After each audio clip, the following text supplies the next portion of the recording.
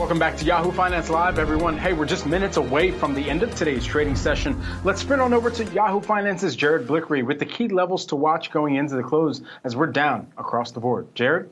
That's right. Just taking a look at the Wi-Fi Interactive here. S&P 500 off 0.4%, pretty close to session lows, but 0.4%, not that big of a loss here. However, we have been in a downtrend for the last 10 trading days. You can see down about 5% over that period, a little bit more substantial if you think about it. Now, let's take a look at the sector action for today. Energy in the forefront, that is XLE.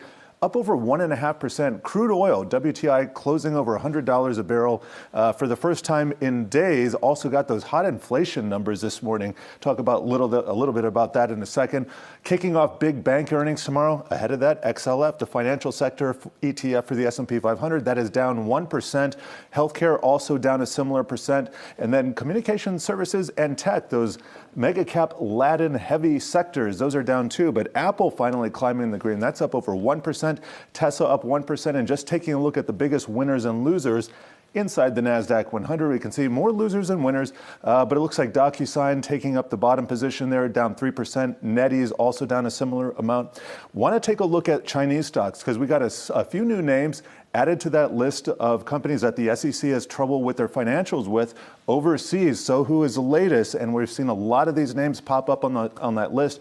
We can see a lot of these names under more pressure today. Also want to check in on our leaders. And this is our sentiment index here, our sentiment heat map. And we can see KWEB. That we were just talking about those Chinese ETFs, Chinese stocks. That is down over 1.75%. Also looking weak today, we got the FDN. That is the U.S. internet stocks along with biotech, rounding out some of the bottom performers. Also KRX, that is the KBW regional bank index, that is down about 0.8% today.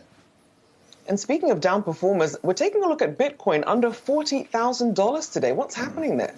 That's right. Well, we've seen a bit of volatility over the last few days in Bitcoin. I just want to show you what's happened over the last 10 days. You can see a definite downtrend right there. But if you look at the longer term basis, we got 20 seconds or 30 seconds to the closing bell here. You can see we've come down a substantial amount from these lows, but nevertheless, technically in an intermediate uptrend. And just tracking stocks as we head into the closing bell, we're going to get a quick check on our crypto stock heat map, and we can see again more red than green here today, guys.